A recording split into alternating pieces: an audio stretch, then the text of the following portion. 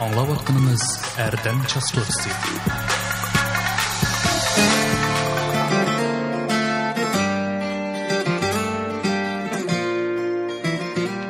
Assalamu alaykum hörmətli anlıqçı dostlar, həbdənlər qandaq ötüyotidu. Bəlkə bir işninki təşvişida yoki bir qiyinchilik tutayotgan va yoki sizga bir xo'shalliklar nasib bo'lib, baldak o'tayotgan bo'ling. Esingizda bo'lsinki, hamma ishlar mangulik emas.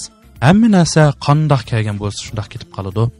Shunga umidsizlikmi mangulik emas, baxt, xo'shallikmi mangulik emas. Hamda inson bu hayotida mushu qonuniyatni isbotlash uchun yashab, ta Azroil ishkini urg'icha har xil iztiroblarni chekar ekan. Amsa bugungi programmamizga xush keldinglar. Oldingi 2 son programmani anglab berganinglarga men ko'pdan ko'p minnatdor.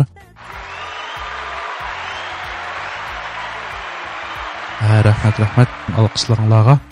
Amsa mazmunlarimiz kundan kunga, qismdan qismga mo'llashib ketpardi. Bu hammasi sizlarningki taklif fikringlarningki bo'g'aliqidan albatta.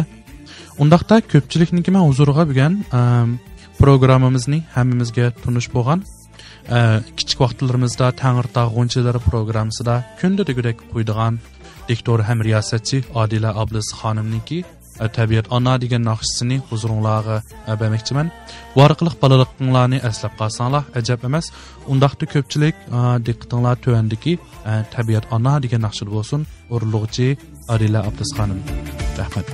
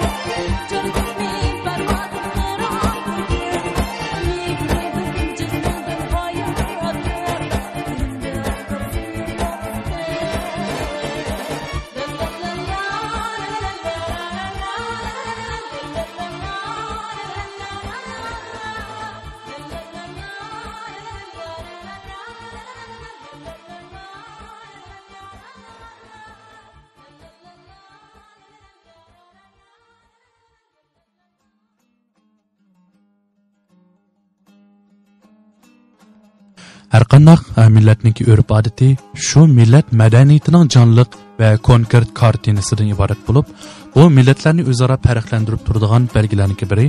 Şu har qaysi millatlarning urf odatini bilish, shu millatning shakllanishi, taraqqiyot tarixiy, o'xshashmagan tarixiy davrlardagi ijtimoiy siyosiy qurilmasi, ishlab chiqarish va turmush shakli, qurilish san'ati, shundaqla kiyinish, yemak-ichmak odatlari, qoida murosimlari, diniy e'tiqodi, milliy xarakter va psixikasining shakllanish tarixi qatorliqlarni bilishda nihoyat cho'ng rol o'ynaydi. Mush nuqtada milliy urf odatlar yolg'iz folklor tadqiqotida muhim qiymatga ega bo'lib qolmasdan, yana insonshunaslik, millatshunoslik, etnografiya, sotsiologiya, psixologiya, tarix, dinshunoslik qatorliq fanlar tadqiqotida muhim rol o'ynaydi.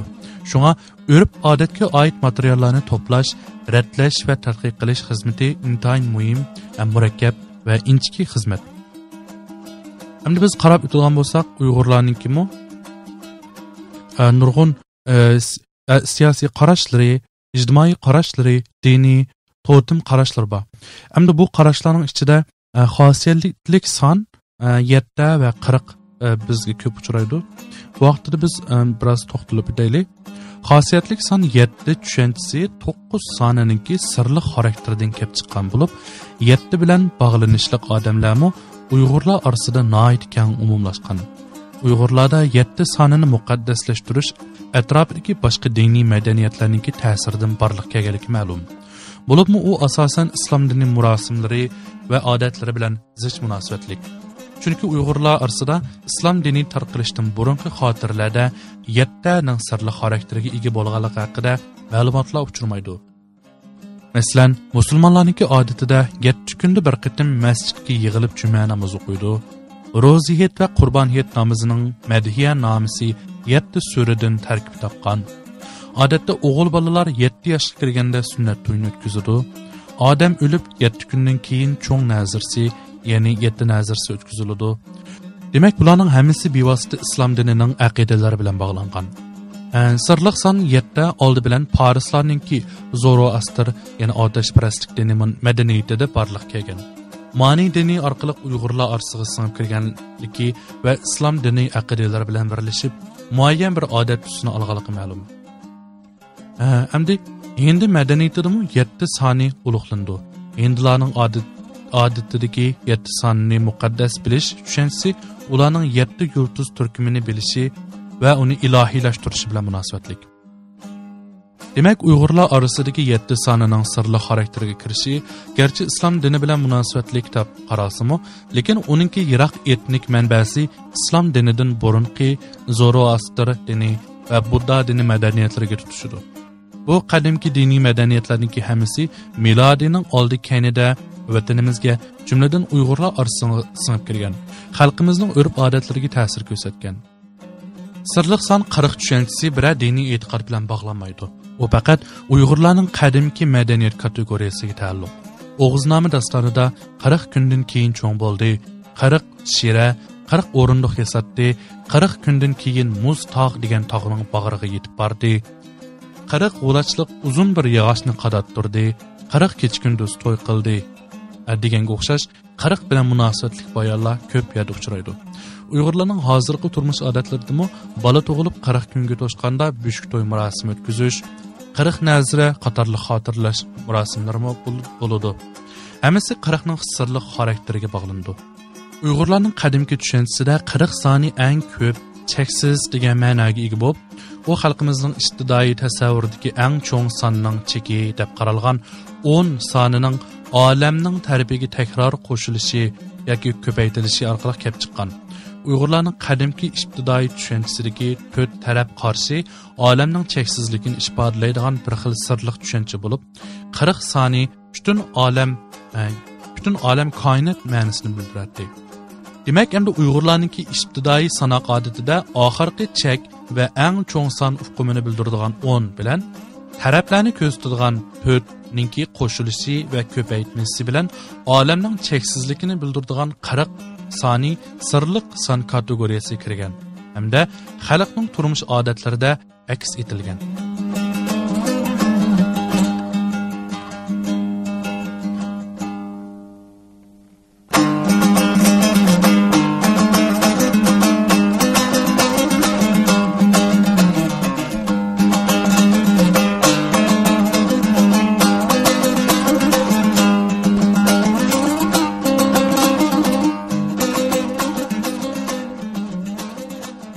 Әмсә, hörmətli radio anlıqçı dostlar, anlayatqınınız Erdem çastotisi yuqorida xosiyatlik son 7 bilan 40 ni so'zlab o'tdik. Keyingi sonimizda 9 sonini so'zlab o'tamiz. Nima uchun Uyg'urlar 9 degan bu sonni ulug'laydi degan mazmunda anglamoqchi bo'lsangiz, kelarki songa diqqatingiz bo'lsin. Hamda Uyg'ur san'atkorlari orasida peshqadam atoqli san'atkor va naqshchi sifatida tanilgan marhuma Ayturg'on Hasanova 2020-yil 2 mart kuni 87 yoshida hayot yo'lini oxirlashtirdi. Seğindangmo qatarlıq neçə onlığan naqshlar bilan Uyg'ur xalqining yuragini chekkan O'zbekiston Jumhuriyatining xizmat ko'rsatgan artisti Ayturg'on Hasanovaning vafoti chet ellardagi bo'libmi O'rta Osiyo Jumhuriyatlaridagi Uyg'urlarni motamga cho'mdirdi. Ayturg'on Hasanova 1933-yili G'uljada tug'ilgan bo'lib, 11-12 yoshlardan tortibla xalq orasida va mashrab faoliyatlarida o'zi o'rganib olgan ilm naqshlarni, muqomlarni ishtiyoq bilan aytib, ko'zga ko'rinishga boshlagan. 1962-yili O'zbekistonga chiqib, shu yerda kasbini davom qilgan. Tor dünyasının tepilgan mazmunlarga asoslangan chaqda O'rta Osiyoga tunilgan Uyg'ur kompozitor Ablahad Islomov o'zining Seğindangmo degan ijodiyatini Ayturg'on Hasanova uchun ijod qilganligini aytdi. Amsa marhumaninki vataniga bo'lgan seg'inishni ushbu naqshadan anglab olg'aysiz. Naqsha Seğindangmo Ayturg'on Hasanova, so'zi muzikasi kompozitor Ablahad Islomov.